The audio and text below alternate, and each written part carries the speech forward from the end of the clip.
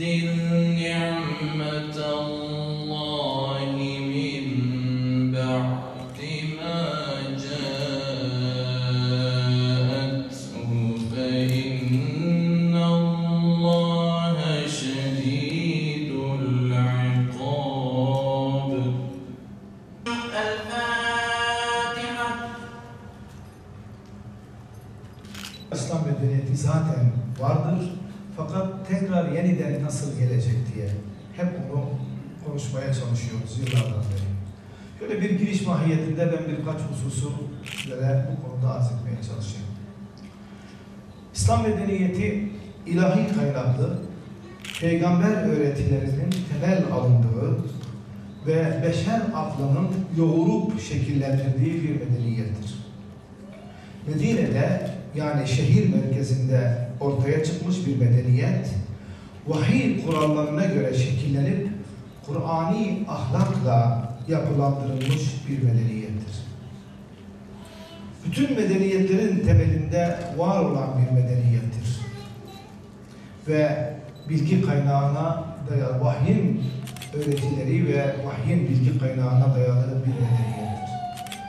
Tefsir, hadis, fıkıh, kelam, düşünce, felsefe, astronomi, fizik, kimya, matematik, cebir, tıp, musiki, mimari ve estetik zevkle karılmış öncü bir medeniyet olduğunu ifade etmemiz gerekir. Biz ümmet olarak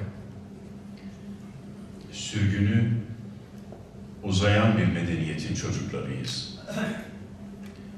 Biz ümmet olarak düşüşü uzadıkça mazinin ihtişamına çok sığınan bir ümmetiz. İstikbal üzerinde konuşmayı çok fazla sevmiyoruz. Gelecek üzerinde konuşmak oysa her birimiz üzerinde vacip. Gelecek derken ben zan ve tahminlere dayanan bir gelecekten söz etmiyorum. Batılıların futuroloji dedikleri tamamen zanna ve tahmine dayalı bir gelecekten söz etmiyorum.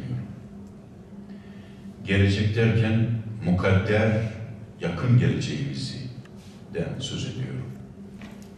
Sünnetullah bize istikbali öğreten kurallar ve manzumesidir aynı zamanda. Zira bugün geçmişin istikbalidir. Bugün geleceğin mazisidir. İstikbal bizim meçhulümüz değildir. Bugün ne kadar geçmişin eseri ise gelecekte bugünün eseri olacaktır. Bu konu zan ve tahminlere dayanan bir konu değildir. Tekrar ediyorum, bu konu sünnetullah'ın konusudur. Sünnetullah değişmez, yasalara tabidir. وَلَنْ تَجِدَ لِسُنَّةِ اللّٰهِ تَبْد۪يلًا وَلَنْ تَجِدَ لِسُنَّةِ اللّٰهِ تَحْو۪يلًا.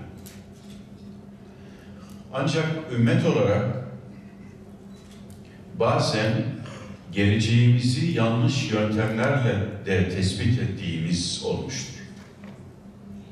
İki yöntem var ki, İslam medeniyetinin geleceğini belirlemek için başvurduğumuz iki yöntem var ki, bizi yanlışlıklara sevk etmiştir. Ve hasreten bu oturumda onun biraz tartışmasını isterim. Bir hadisçi olarak, hadis ilmine hayatını vermiş bir kardeşiniz olarak söylüyorum. Birisi ahir zaman edebiyatı, birisi de fiten edebiyatı. Bu iki edebiyat daha çok Şii rivayet kültüründe çokça var ama bu bize de bulaşmıştır. Allah Resulü'nün rehberliğinde Yesrib köyünü Medine'ye dönüştüren medeniyetimizin inkişafıyla övünüyoruz. Ancak o örneklik ve rehberliği bugüne ve istikbale nasıl taşıyacağımız üzerinde fazla duramıyoruz.